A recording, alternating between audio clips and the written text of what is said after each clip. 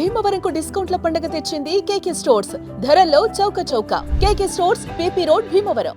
జై హో భారత్, జై హింద్ అనే రీతిలో సరిహద్దుల్లో భారత సైన్యం విరుచుకుపడుతోంది.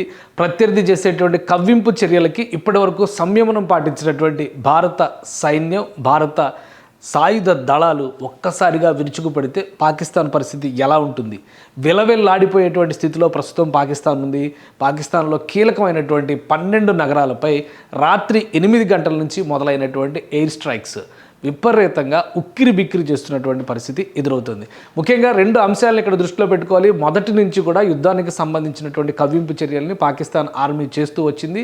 ఎప్పుడైతే ఆపరేషన్ సింధూర్ భారత్ సక్సెస్ఫుల్గా నిర్వహించిందో ఆ తర్వాత నుంచి జమ్మూ కాశ్మీర్ సరిహద్దుల్లో తుపాకీల గోల అలా వినిపిస్తూనే ఉంది. మరోవైపు నుంచి లాహోర్ సరిహద్దు ప్రాంతం, అటు పంజాబ్ పరిసర ప్రాంతాల నుంచి కూడా వరుస పెట్టి దాడులు చేసేటువంటి కుయుక్తులను పన్నింది పాకిస్తాన్. ఆ తర్వాత రాత్రి సమయానికి పరిస్థితులు మొత్తం కూడా మారిపోయాయి. రాత్రి 7 గంటల నుంచి 8 గంటల సమయంలో ముఖ్యంగా ధర్మశాలలో ఉన్నటువంటి ఐపీఎల్ క్రికెట్ మ్యాచ్ను లక్ష్యంగా చేసుకునేటువంటి క్రమంలో జమ్మూ కాశ్మీర్లో భారీ ఎత్తున దాడులకి పాకిస్తాన్ పాల్పడింది. ఈ క్రమంలోనే భారత్ దాన్ని తిప్పికొట్టేటువంటి వ్యూహాన్ని అనుసరించింది.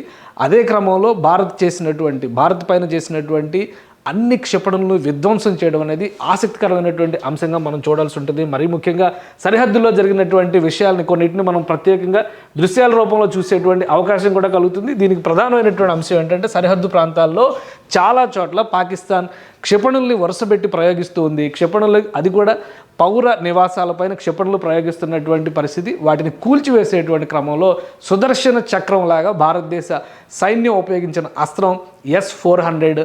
ఈ S-400కి సంబంధించినటువంటి మిసైల్ డిస్ట్రాయింగ్ వ్యవస్థలు సమర్థంగా పనిచేశాయి.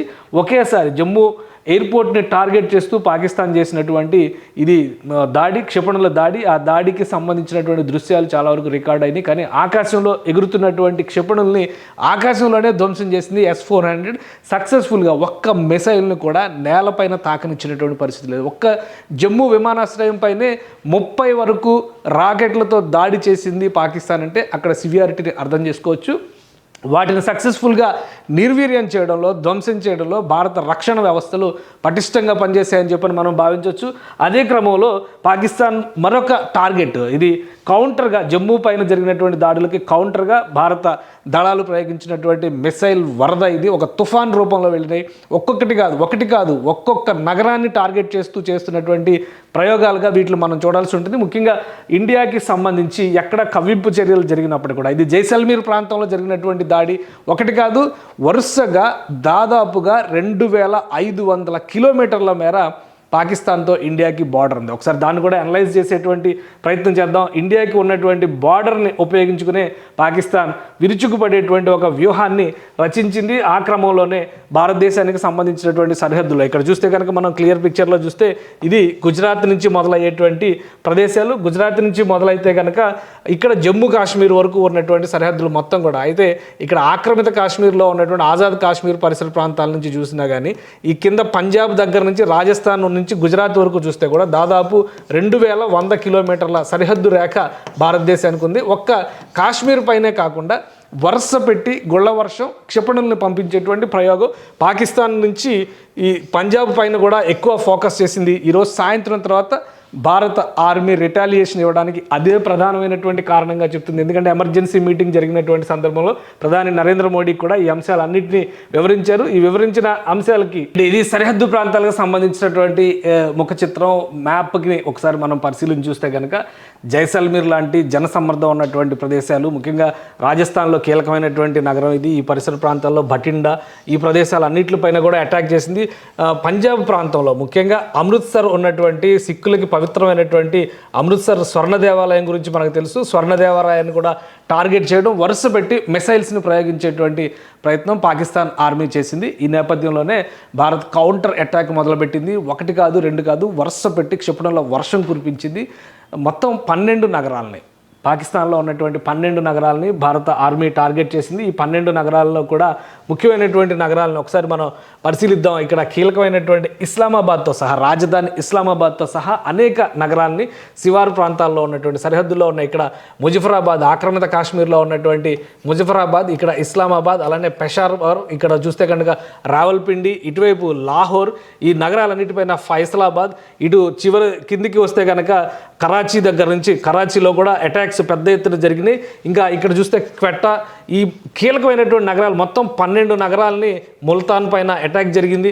ఈ 12 నగరాలని కూడా భారత ఆర్మీ, భారత మిసైల్ వ్యవస్థలు టార్గెట్ చేశాయి. ఈ నగరాలన్నిటిపైన కూడా పెద్ద ఎత్తున దాడి జరిగింది. ఇంకొక విషయం ఏంటంటే ఈసారి ఈ ఆపరేషన్ సింధూర్ స్టేజ్ 2 అని చెప్పి మనం అనుకోవాల్సి ఉంటుంది.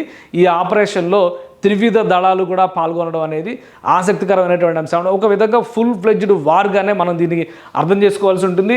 ఎందుకంటే కరాచీలో అటాక్ జరిగినటువంటి క్రమంలో ఐఎన్ఎస్ విక్రాంత్ ఆపరేషన్ మొదలుపెట్టింది. అందరూ కూడా ఐఎన్ఎస్ విక్రాంత్ ఎందుకు మూవ్ చేసింది, భారతదేశం ఐఎన్ఎస్ విక్రాంత్ను ఉపయోగిస్తుందా లేదా అనేటువంటి సందేహాలు ఉన్నాయి. ఇక్కడ ఐఎన్ఎస్ విక్రాంత్ కరాచీ పోర్టు మొత్తాన్ని ధ్వంసం చేసినట్టుగా సమాచారం వస్తుంది. కీలకమైన 12 నగరాలు అంటే ఆయువు పట్టులు పాకిస్తాన్ కని భావిస్తున్నటువంటి ప్రాంతాలు అన్నిటిపైన కూడా భారత సైన్యం దాడి చేసింది. సమర్థంగా పాకిస్తాన్ చేసినటువంటి దాడుల్ని తిప్పికొడుతూ ఈ ప్రతి దాడుల్ని చాలా బలంగా చేసింది. పూర్తి స్థాయిలో అక్కడ ఉన్నటువంటి వ్యవస్థలన్నీ కూడా నిర్వీర్యమైనటువంటి స్థితిలో పాకిస్తాన్ ప్రధాని కూడా పరారైనటువంటి పరిస్థితి, సురక్షితమైనటువంటి ప్రాంతానికి తరలించేటువంటి ప్రయత్నం జరిగినట్టుగా తెలుస్తుంది. లాహోర్ నుంచి ఒక విమానం ద్వారా, ప్రత్యేకమైనటువంటి సైనిక విమానం ద్వారా బహ్రెయిన్ తరలిస్తున్నట్టుగా కూడా ఒక సమాచారం వస్తుంది. సో మొత్తం మీద పాకిస్తాన్కి ఇది కాళరాత్రిగా మనం చెప్పాల్సినటువంటి పరిస్థితి ఉంటుంది. ఒక ఆక్రమిత కాశ్మీర్ దగ్గర నుంచి మొదలైనటువంటి ఈ యుద్ధకాండ పూర్తి స్థాయిలో పాకిస్తాన్ అంతటా కూడా విస్తరించింది. మరొక ముఖ్యమైనటువంటి అంశం ఏంటంటే ఒకవైపు నుంచి భారత ఆర్మీ విరుచుకుపడుతుంటే స్థానికంగా బలూచిస్తాన్ నుంచి కూడా పెద్ద ఎత్తున స్థానిక నగరాల్లో పెద్ద ఎత్తున ప్రతిఘటన జరుగుతున్నట్టుగా సమాచారం వస్తుంది. ఒకవేళ ఇదే నిజమైతే కనుక తెల్లారేపాటికి పాకిస్తాన్ రూపురేఖలో మొత్తం మారిపోయేటువంటి అవకాశం ఉంటుంది. పాకిస్తాన్లో ఉన్నటువంటి నిరంకుశ ప్రజాస్వామ్యం పేరుతో ఉన్నటువంటి నిరంకుశ ప్రభుత్వాన్ని కూలదోయడం, అలానే ఉగ్రవాదులకి స్వర్గధామంగా మారినటువంటి ప్రాంతాలను ఎండగట్టేటువంటి పరిస్థితి వస్తుంది. వ్యూహాత్మకంగా భారత ప్రధానమంత్రి అలానే భద్రతా సలహాదారు అజిత్ దోవల్ కీలక భేటీ నిర్వహించారు. మరోవైపు నుంచి కేంద్ర హోంమంత్రి అమిత్ షా సరిహద్దు రాష్ట్రాలు, పాకిస్తాన్తో సరిహద్దు కలిగినటువంటి రాష్ట్రాల డీజీపీలతో వీడియో కాన్ఫరెన్స్ నిర్వహించారు. సర్వం అప్రమత్తతను ప్రకటించారు. దేశవ్యాప్తంగా ఉన్నటువంటి ఎయిర్పోర్ట్లు అన్నింటిలో కూడా హై అలర్ట్ని ప్రకటించారు. రేపు ఉదయానికి ఏం జరిగినా కానీ అందరూ ప్రిపేర్ అయి ఉండాల్సినటువంటి అవసరాన్ని ప్రకటించారు. ఆదివారం వరకు పంజాబ్లో, ఢిల్లీలో, రాజస్థాన్లో, సరిహద్దు గ్రామాలు ఉన్నటువంటి ప్రాంతాలు అన్నింటిలో కూడా విద్యా సంస్థలకి, కార్యాలయాలకి కూడా సెలవులు ప్రకటించినటువంటి పరిస్థితి. అంటే దాదాపు యుద్ధం వచ్చినట్టుగానే భావించాలి. ఇది యుద్ధ సన్నద్ధత కాదు, యుద్ధం వచ్చినట్టుగానే భావించాలి. అధికారిక ప్రకటన లేదు. ఇది ప్రతిదాడిగా జరుగుతున్నటువంటి సమరంగా భావించాల్సినటువంటి అవసరం ఉంటుంది. మరొక ముఖ్యమైనటువంటి అంశం ఏంటంటే ఈ ప్రాంతాలపైన దాడులు జరుగుతున్నటువంటి విధానం, అక్కడ ఉపయోగిస్తున్నటువంటి ఆయుధ సామాగ్రి కూడా నేరుగా లక్ష్యాన్ని ఛేదించే విధంగా భారత సైన్యం ప్రణాళికలను సిద్ధం చేసింది. మొత్తం కూడా టెక్నాలజికల్ వార్ఫేర్ మాత్రమే నడుస్తుంది. ముఖ్యంగా జమ్మూ కాశ్మీర్లో ఉన్నటువంటి వైష్ణోదేవి ఆలయం దగ్గర నుంచి జమ్మూ విమానాశ్రయం వరకు పాకిస్తాన్ పెట్టిన ప్రతి టార్గెట్ని కూడా ఇండియా ఛేదించింది. ఇదొక సక్సెస్ఫుల్, ఫ్రూట్ఫుల్ వార్ఫేర్గా మనం విశ్లేషించాల్సినటువంటి అవసరం ఉంటుంది. భారత రక్షణ వ్యవస్థలు సమర్థంగా పనిచేశాయి. ప్రతిదాడి చేయడంలో అంతకంటే సమర్థంగా వ్యవహరించగలిగాయి.